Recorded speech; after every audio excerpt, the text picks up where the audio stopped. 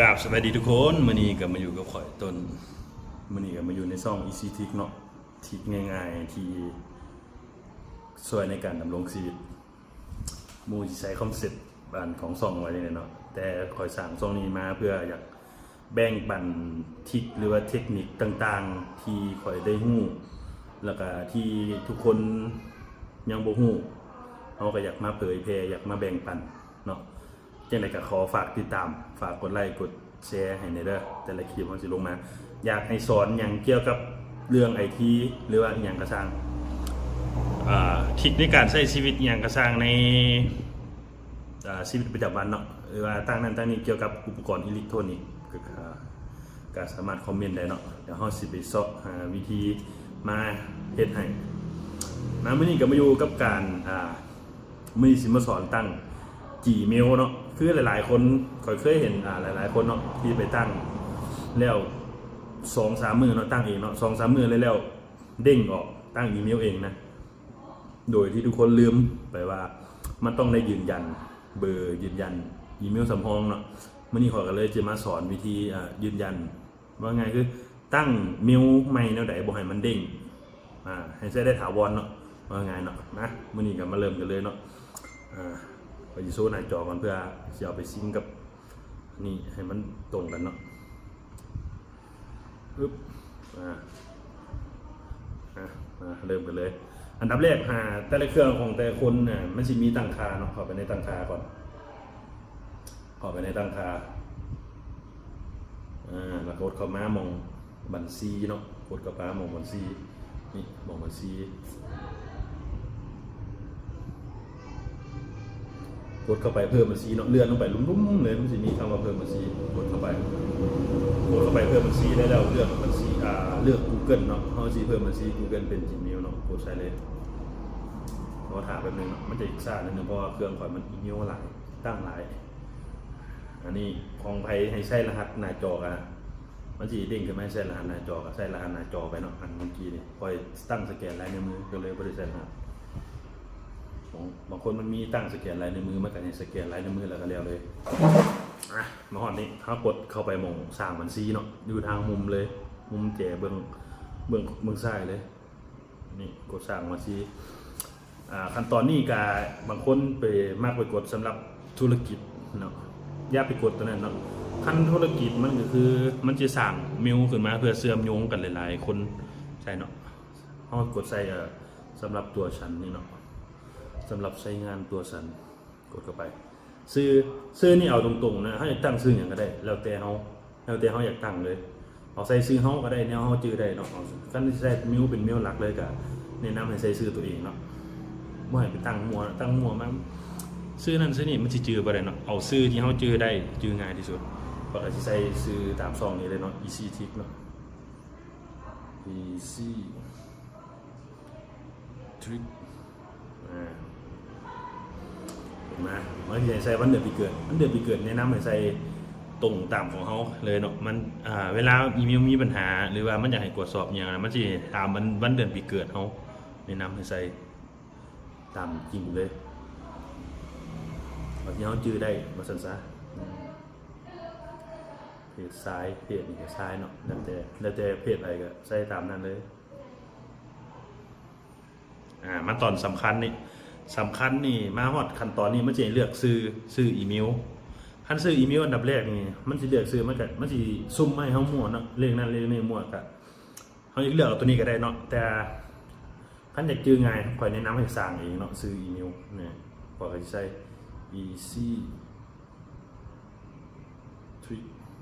2025อันแล้วแต่ความสะดวกของใครเนาะอยากใส่ซื้ออย่างก็ได้อยากใส่ตัวเลขอย่างก็ได้เอาเลขที่เขาจื้อง่าย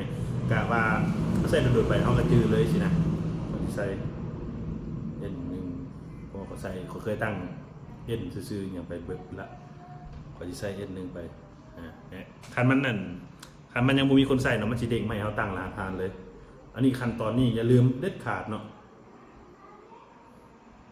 อย่าลืมเด็ดขาดว่าต้องเดี๋ยวแป๊บนึงนะ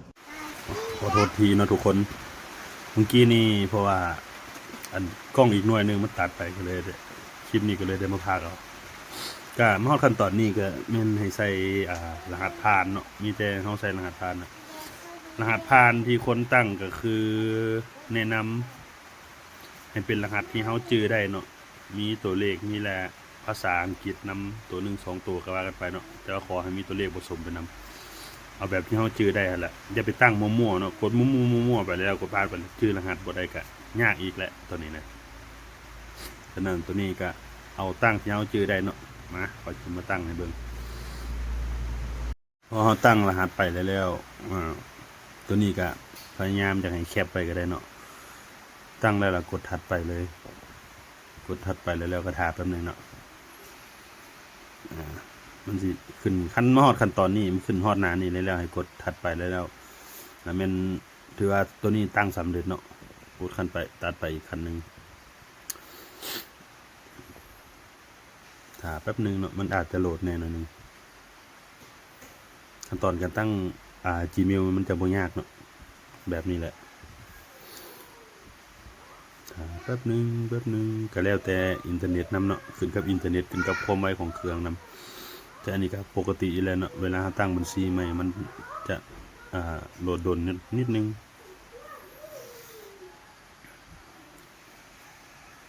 พอมาฮอดอันนี้เห็นว่ามันเป็นภาษาอะไรขึ้นมาเมื่อกี้นี่มันเพิ่มบัญชีแล้วเนาะแต่ตัวนี้มันขึ้นขอผิดพลาดนี่ก็บ่เป็นหยังดอกเพราะว่ามันบั๊กซื่อๆเนาะที่จริงอันเมลหันมันถูกเพิ่มเข้าไปในเครื่องเฮาละตอนนี้นะเฮากดออกไปตั้งค่าก็จะน่าจะเห็นเลยเดี๋ยวมันก็จะกดออกตั้งค่าเลยกลับมาขอโทษทีเนาะบางทีคลิปมันอาจจะบ่ต่อเนื่องมื้อนี้เนาะเพราะว่าอากาศร้อนแถมก็ลืมบ่ค่อยเปิดฮอตสปอตของเครื่องนี้ต่อใส่เครื่องอื่นนำอยู่นะมันก็เลยร้อนหลายจนโทรศัพท์ตัดไปเองเลยนะได้ละบัดนี้ลืมเบิ่งโทรศัพท์ร้อนจนดิ่งออกบ่เคยร้อนปานนี้ก็อากาศก็ร้อนมื้อนี้มาต่อกันเลยเนาะปึ๊บ คือขั้นตอนเมื่อกี้นี่เขาตั้งไปเรียบร้อยแล้วผมค่อยก็ตั้งแล้วแต่ที่แรกน่ะแต่มันยังอันบัญชีมันยังบ่เพิ่มเข้ามันเด้งได้ละมันก็กลับเข้ามาเบิ่งแล้วผู้ที่เห็นมันได้ละก็เลยถ่ายต่อเลยเนาะแล้วเบิ่งบัญชีที่ค่อยตั้งเมื่อกี้นี่ ECT ตัวนี้เนาะที่ค่อยตั้งเมื่อกี้นี่บางคนนั่นขั้นตอนตั้งแล้วเลยบางคนนะมาขั้นตอนนี้ได้บางคนซีนเนาะเข้าไปมอง Google เนาะแต่ละคนนะเข้าไปมอง Google กดเข้าไปแล้วไปเลือกบัญชีที่เราสร้างเมื่อกี้นี่เนาะไปเลือกบัญชีนะเขาสิเฮ็ดไปทำการยืนยันเนาะยืนยันบัญชียืนยันเพื่อมันเด้งออก2-3 มือเด้งออกสินะแล้วก็ไปเลือกบัญชีที่เราตั้งเมื่อกี้นี่เลยนี่เนาะไปตั้งเมื่อกี้ล่าสุดกดเข้าไปกดเข้าอีกวันนึงกดใส่เสื้อ EasyTick อีกวันนึงนะนี่เนาะกดเข้าไปมองจัดการบัญชี Google เข้าไปเข้ามามันจะมีหลายๆหัวข้อมาเข้าไปหัวข้อมองความปลอดภัยเนาะความปลอดภัยและการลงซื้อเขาใส่เนาะกดเข้าไปเนี่ยมันจะมีหมายเลขโทรศัพท์กูคืนกับอีเมลนี่เนาะเฮาเอาหมายเลขเฮาเอาเบอร์เฮาใส่ยืนยัน1เบอร์2เอาเป็นอีเมลใส่2อันนี้เนาะใส่2อันนี้แล้วก็อย่าลืมใส่รหัสหน้าจอโทรศัพท์ในเดือนก่อนเวลาสิเฮ็ดนะใส่รหัสแนะนำให้ใส่รหัสหน้าจอก่อนมันจะให้ได้มันยอดขั้นตอนนี้ให้ใส่รหัสยืนยันปึ๊บเด้งไปมันให้ยืนยันนะว่ามันเฮาเป็นคนเขาแก้ไขได้แท้บ่เนี่ยนี่มันสิเพิ่มเบอร์กดเพิ่มเบอร์มองประเทศนี่อย่าลืมเลือกเป็นทุ่งลาวเนาะเอาใส่เบอร์ลาวก็ใส่ทุ่งลาวเอาใส่เบอร์ไทยก็ใส่ทุ่งไทยมันสิขึ้นรหัสให้ประเทศให้เนาะนี่ลาววันนี้มันก็ใส่20ตามด้วยเบอร์เนาะอันนี้เบอร์ค่อยจึ๊บถัดไปให้ยืนยันเดียวปกติไม่ได้ยืนยัน2 เทื่อเลยแต่วันนี้มันปกติเพิ่มไปแล้ว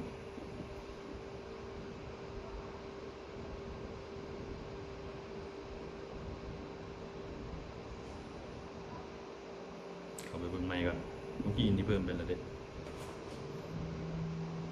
มันอาจจะนั่นเองระบบมันอาจจะได้ยินเสียงโปรแจ้งเนี่ยมีเสียงรบกวนเนี่ยก็ขอโทษขออภัยเนาะมันอยู่ติดทางเลยเนาะข้างหลังอยู่ทั้งหน้าก่อนนี้เป็นหนทางเลยข้างหลังกล้องเนี่ย ใหม่เนาะเลือกเรา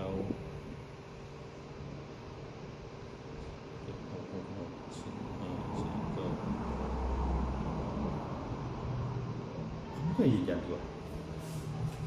แปลกละมือนี่แปลกละปกติไม่ได้ยืนยันดูบันนี้นะครับเพิ่มไหมเอาเบอร์อีกบันนึงขั้นบ่ได้บันนี้กับแม่นออกแล้วเข้ามาอย่างก่อนเนาะบางทีระบบมันเลยนะมันข้างนะเพราะปกติมันก็บ่ได้ให้ยืนยันดูบันนี้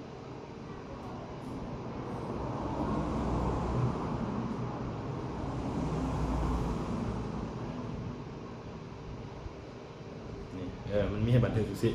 นี่ละนี่มีให้บันทึกสิแสดงว่าบันทึกอะไรละแล้วก็มาอีเมลสำรองการกู้คืนเนาะอีเมลสำรองนี่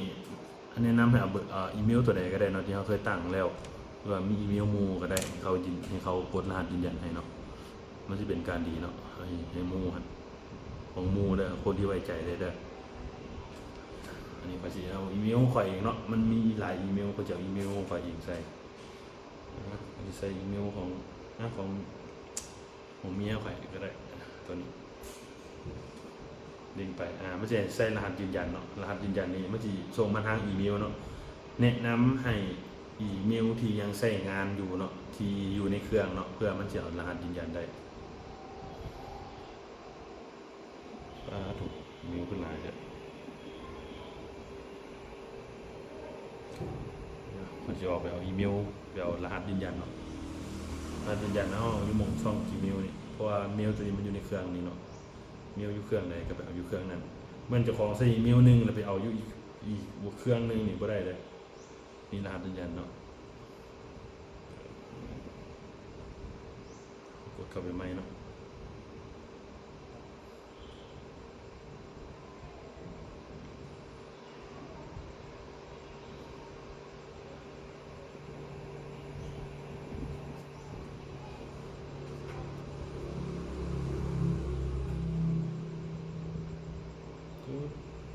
ยืนยันเห็นป่ะเดี๋ยวใส่รหัสถึงแล้วมันก็จะยืนยันสำหรับอีเมลสำหรับกู้คืนสำเร็จเนาะแต่ว่านี่เบอร์นี่มันจะยืนยันบ่ได้นะเบอร์ลาวบางเบอร์มันจะยืนยันได้บางเบอร์ที่ยืนยันบ่ได้แต่ที่ลองยืนยันบ้างเพราะเบอร์ตัวนี้ก่อนนี่ตั้งอีเมลนี่มากหลายเป็นร้อยบ่จักเคยตั้งอีเมลยืนยันมานะมั่งปีกายนี่มาตกมาปีนี้ยืนยันบ่ได้จักหน่อยเลยจักอีเมลเลยแล้วเขาใช้วิธีการยืนยันผ่านอีเมลแทนเนาะตัวนี้ก็ได้คือกันเลยตัวเจ้าได้มันบ่แม่นว่ายืนยันเบอร์บ่ได้ก็สิเด้งคือบ่แม่นเนาะผ่านอีเมลก็ได้บ่จำเป็นต้องใช้เบอร์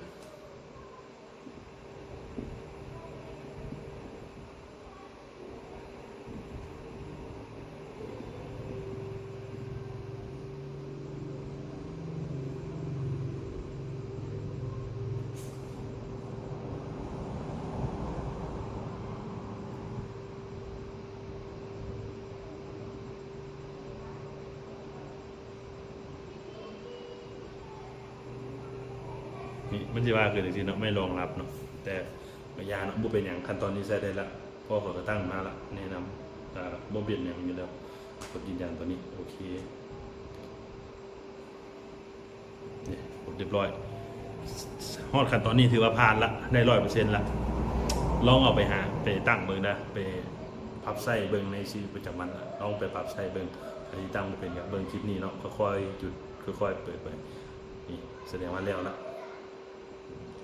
อีเมลใช้งานในปกติเลยอันนี้นะนี่แหละขั้นตอนง่ายๆในการสร้างอีเมลแต่ว่ามันหลายขั้นตอนแต่ก็บ่ได้ยากจนเกินไปเนาะ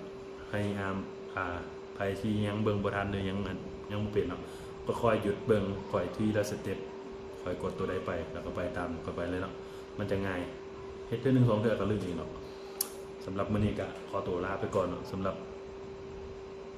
การเบิ่งก็ขอขอบใจทุกๆคนหลายที่เบิ่งมาจนฮอดจบตอนนี้เนาะสำหรับวันนี้ก็อย่าลืมฝากกดไลค์กดแชร์กดติดตามเลยเด้อ